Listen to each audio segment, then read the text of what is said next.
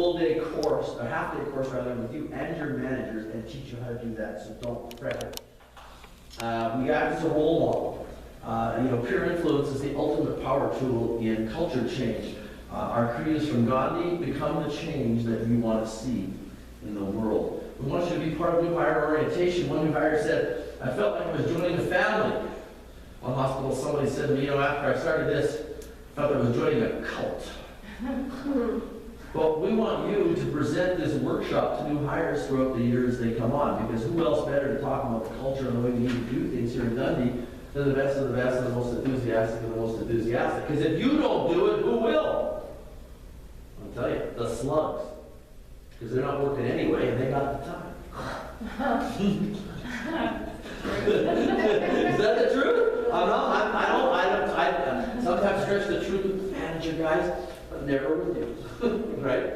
So we want you as part of that. We want you to present the workshop. And again, we'll work out schedules and the details. Don't fret any of that stuff. We're really new in the process. And we're just starting. There's a lot of things that have to be put into place. A lot of times people say to us, how come it's taking such a long time and it's so slow? Because there's a lot of things that have to be put into place so that it makes the thing work. What I've learned in 18 years, if you rush it and try to cut corners, it doesn't work. And we tweak this thing. We are constantly playing with this thing to try to do refinements. One refinement that we did last year was we used to do this Service Excellence Advisor course much later in the program. We did a lot of work with leadership at first, and we said, and finally, my colleagues, the other implementation specialists and myself said, we need to change the way we do business. We need to get the SDAs in front of the hospital faster. We can work with managers later. That's not as critical as getting you guys out in front. And that's why we moved you right to the front of the program. And it does make a difference. Peer recruitment, we want you to help with peer recruitment. Maybe help you through the interview process as part of a board. Maybe advising your managers. Yeah, that person, Michael Bayer, that's the last guy you want in this hospital, to make sure that we keep those people out. So we want you to get involved in that and to act as a management liaison. Be the eyes and the ears for the front line to leadership. And how do we do that? We want you to be with Rita once a month for about an hour, whether it's over breakfast, lunch, coffee, whatever, and just talk. Tell them what's happening. Tell them what's happening in your department, tell them how this whole thing is going, how the process is moving along. And then we were talking earlier today, I said to her, it's really important that they hear what's going on in what I call the corner office. What are the challenges that she's facing as the CEO? What are some of the big challenges that are facing the hospital? Maybe we don't realize what's going on, but are really challenges for her and challenges for us ultimately. So that sharing of information is so important. It really drives excellence. All right. So we do this in April. I take off. And you guys practice, and get ready. And I come back in June. I come back in June 28th and 29th for another 2-day visit. I spend one full day with your managers, and I talk to them about service empowerment leadership. We spend a full day on service empowerment leadership, teaching them how to become empowered leaders and teaching them about the attributes that empowered leaders have. And we're going to be launching another little process then. This will another tool that they're going to be using. I'm not going to go into that detail because it's really not. I don't want to overburden you with details. But we will be working with them very closely. That's a full day. Then the second day in the morning, we're going to have a program called Winning with Difficult People, and that's a program where you're going to come to learn about how to do this with your managers in the room. So it's joint manager SEA training, which is always a lot of fun. Lunchtime, we're going to kick them out. They're going to bring in lunch for us. Hint, hint, hint. If you don't ask, you don't get. And in the afternoon, we're going to do the Service Excellence Workshop. So it will be a presentation by you to the rest of the team. So we're going to have 3 teams. And what we'll do is we're going to slice and dice this thing up into approximately 3 equal sections, and each team will be responsible for presenting on that day 1 section. Why do we do that? There's a couple of reasons. One is we want to see how well prepared you are, and are you ready to roll? That's important. Number 2 is we want to make sure that if we do have to make any changes, we have an opportunity to make any last minute changes to interested in this. The other important reason is, while you're practicing amongst yourself is one thing, but it's different when you have to get up in front of a crowd to do this. So we want to give you an opportunity to get up in front of the friendliest crowd you'll ever get up in front of. That's your fellow colleagues. We want to see what you're doing. We're going to steal your good ideas. And we'll make some suggestions that you can take or toss. It's up to you. But it's a chance to get up and practice and do things. So that will be fun.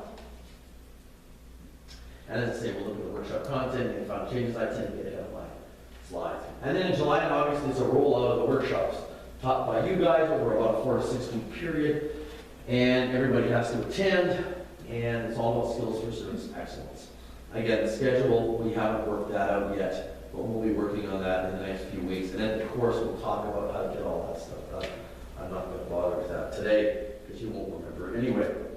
And finally, to come back on the 7th of September, my last visit for this year, calendar year, to do the Do It Facilitators course. So what's that all about? Do It stands for Daily Ongoing Improvement Tactics. And it's managers and SEA. We're going to talk about how to plan, coordinate, facilitate these Do It improvement projects. So how can we take what we've learned in the workshops, how can we take that and use that information to eliminate dissatisfiers? So we'll show you all kinds of neat tools. We have all kinds of cool things for you to do. Very, very exciting. The Do It workshop. This Do It, in my opinion, is the most powerful tool that you have in getting to the patient satisfaction levels that you want to get to. This will eliminate the dissatisfiers and make the difference. And after the Do It course, there is always a party. Hooray! Because you will deserve it, trust me. From there, we roll Do It out. You won't see me for a while. There is an audit, an accountability audit on December the 14th. You will be asked to participate in that. It's by a teleconference, so you'll be invited to come to chat with the auditor. I'm not sure who the auditor is for here. Do we know who the auditor is? It'll be either Joe or Ron, both great guys. I know them well. In fact, I introduced Service Excellence in both of their hospitals in previous lives for them. So it's fabulous to be working on the same side of the table. But they will sit down and they will interview you, and you'll have an opportunity to rate everything and everybody, including me. Please give me a 5. If you can print what you want. And it's an opportunity for us to have a look at how the year went. It's an opportunity to say, what do you guys need to change? It's an opportunity for us to say, what do we need to change? And it's an opportunity to say, based on what's happened over the last year, where do we really need to go in year 2 to really take it where we need to go? So the audit is really an important part of this process that has a major impact on everyone. And just use one suggestion. Then things chug along, and I get to come back on March the 2nd of 2017 for Service Summit. So what's the Service Summit? Over the next year, between now and March, you will be, as part of Do It, as part of what we're doing, you will be developing all kinds of best practice. And what the Do It, what the showcase, or what the Service Summit is rather, is an opportunity for you to showcase some of your best practice ideas that you've implemented. And and who knows what those are? I have no clue what those are. But I know we will be astounded and amazed, because I always am.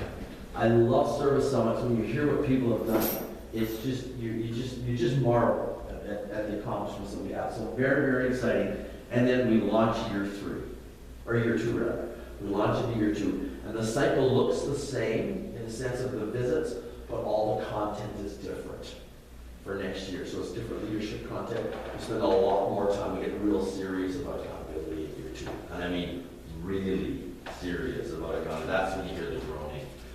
Certain managers. In year 2, we get very, very serious about accountability and change and all the rest of that. So very, very exciting. But I love Service Summit. So you heard me talking.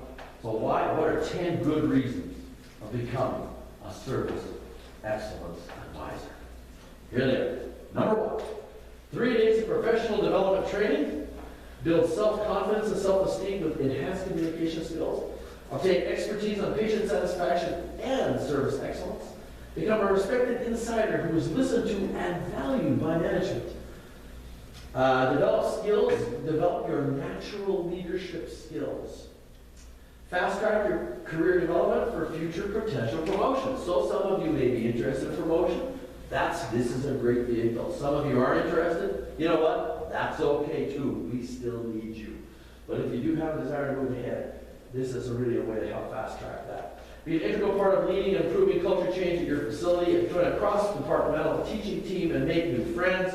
Take pride in making a difference in our facility. And the last reason is you may be eligible to attend the Healthcare Service Excellence Conference to be held in Long Beach, California. And you can see the Queen Mary from the hotel, because we had it there last year. We really loved it, so we're going back. You're not that far from Venice Beach. It's a great place to go to a conference and to stay a day or two later. So save some of those holiday days. My wife hates LA, loves it when I go there and lets me stay a couple of extra days. Anyway. So, Service Excellence Advisors say it best. They say things like, we can see the change in attitude in my unit. We were absolutely transformed. We were examples of the entire hospital. It's okay to be positive. We used to be the silent majority. And the one they took out, which I always love, but I tell it anyway, so they might as well let it in. Sister Rachel was a nun at a Catholic facility we were working at. A nun, please remember that, said, I was excited as the day I got married. Yeah, that's Sister Louise explained to me that a little bit later. But anyway, that's when she took her final vows. She was married to Christ. That's what it means. But that's not what she said. And I went, huh? Married nun? This is a new one on me. I'm a real Catholic. Anyway, tremendous difference that you make a Service Excellence Advisor. So, questions? Any questions at all? Service excellence, how this thing fits in, we're trying to accomplish. 2 days of training with me. Let me talk a little bit about that. The 2 days of training breaks down like this. Day one, in the morning, you actually come in here, dress comfortably, to come to a workshop, because that's what you're doing. And I am going to do the 3-hour workshop for you. We get the video camera going, so we got it recorded. So because eventually you're going to have to practice this. And what if you forget something? Well, let's see how lame Michael did it, let's see how lame I did it, and you do it way better. So we're going to capture it on tape. Then we spend the next day afternoon talking about different techniques and best practices and things that you do when you're up here, things that you have to do when you're up here. In the schedule, does it say that we go to 5 o'clock? Yeah. Okay, you will be brain dead if we go till 5 o'clock. We're going to go to 4, maybe, but no later than 4. I will promise you that now. However, no one can complain, and I will tell you another story. I was in a place, it was a very small place, with 5 SEAs. You'll learn that when you're up here, the smaller the group, the faster things take. You still deliver all the content. You still have all the discussions. But if you have, we've got 10 people in the room talking, if you double the size to 20, it takes twice as long to do the discussion parts. Just makes sense. It's simple math, right? I had 5 people in the room. We finished at 5 to 4 on day 1. It said 5 o'clock. So I said, well, what the heck? I mean, so we wrapped it up. Somebody phoned my boss and complained. And I got a phone call. Not a happy phone call. I says, give me a break. I had 5 people. You do this too. He said, yeah, it's okay. But he said, I should want to let you know that the guy when he was ticked off and that get value for his money and blah, blah, blah. I don't understand. So I apologize profusely the next day, followed the schedule, everything was cool. The next year, are you ready for this? There was a typo on the contract and it said 6. We went to 6. The last half hour, we were learning how to put excitement in our voice by reading out of a phone book. I'm serious. And I'll demonstrate that sometime in those 2 days. I'm not going to make you do it, okay? I'm not going to, I'll demonstrate it. Okay? But that had to be, okay, come on, read A's, please, right? So they were getting up and reading, and your name, address, phone number, right? And zip code, or whatever the heck's in your phone book, right? It was crazy. The same guy who phones a complaint in is now mad that I go 6 o'clock. And I said to him, well, that's in the thing. I'm under contract. If I don't fulfill that, I'm in trouble. I gotta follow my contract. So if anybody wants to complain, and wants to say, well, 5 o'clock, let me know, I'll stay with you. I'll let the rest go home. Anyway, we'll be here till about 4, because that makes sense. You'll be ready, because it'll be a big day. Day 2 starts out a little bit different. In the morning, for the first little bit, we're going to get Rita to come back. Sometimes the whole exec team comes back. I don't know what the deal, I can't remember, but they're going to come back, and they're going to answer any questions that you guys have. Whatever you want, throw it at them. I don't care what it is. Whatever questions you have, if it's a service exit, whatever, ask the question. So there'll be a Q&A. After every workshop that you're doing, it's really not a 3-hour workshop. It's 2:45. The last 15 minutes are for administrator Q&A. So someone will, when you're done, will be there to answer the audience's questions. They only get 15 minutes. You get as much time as you need. There is a cutoff point, because obviously I need to finish the material. But it's pretty generous if you need it. And it's only happened once when they really needed it that I let it go. So what happens after that, the administrator leaves, is we do what I call the grind. And what we do is we put the PowerPoints back up. We walk through the workbook. We walk through the whole program, slide by slide, page by page. We talk about what's up there, how does this relate, how does the leader's guide all meld in, because we're not just going to throw a workbook at you and a bunch of slides, right? We've got a very complex, the workbook, I said, what 29, 30 pages, right? Your leader's guide will be 96. There's all this supplemental information, there's scripting, and there's all kinds of stuff. You mark it up, everything, whatever you want, we'll tell you, we'll show you what to do.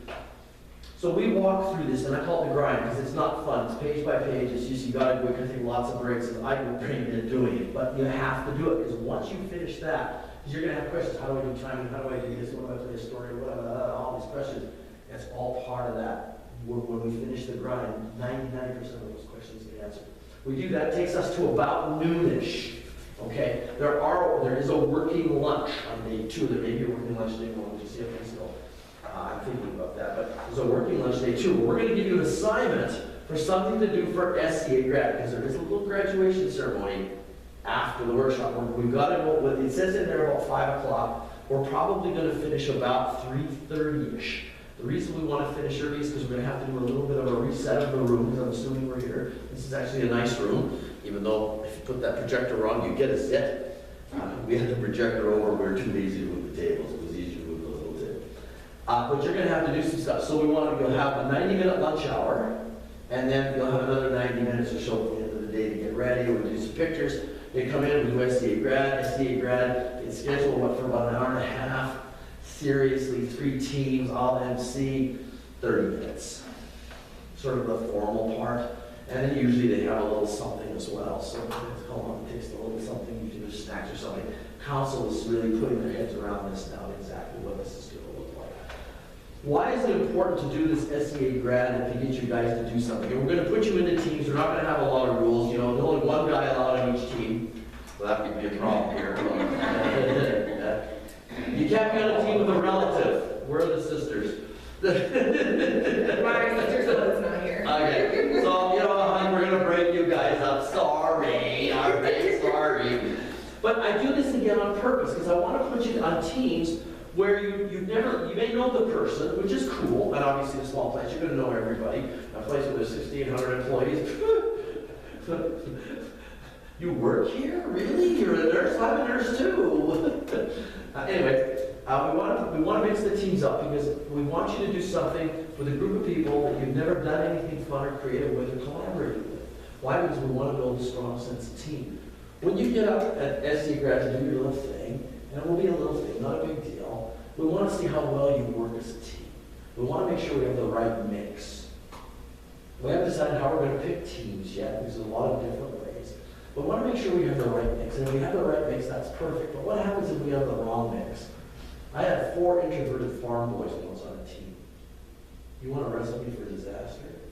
Oy. These guys pulled it off. You'll hear that story next month. But at the end of the program, we realized that if we put these guys on a teaching team, there's no way in God's green they can deliver that workshop consistently well. There's just no way. 4 introverted boys, there's no way. So we went to them and said, you know what, guys, we hate to tell you this, we're going to move a couple of you around. And there was this palatable look of relief on all four faces. We moved them around. We got two really good teams. We got one team with just too many A guys, right? Too many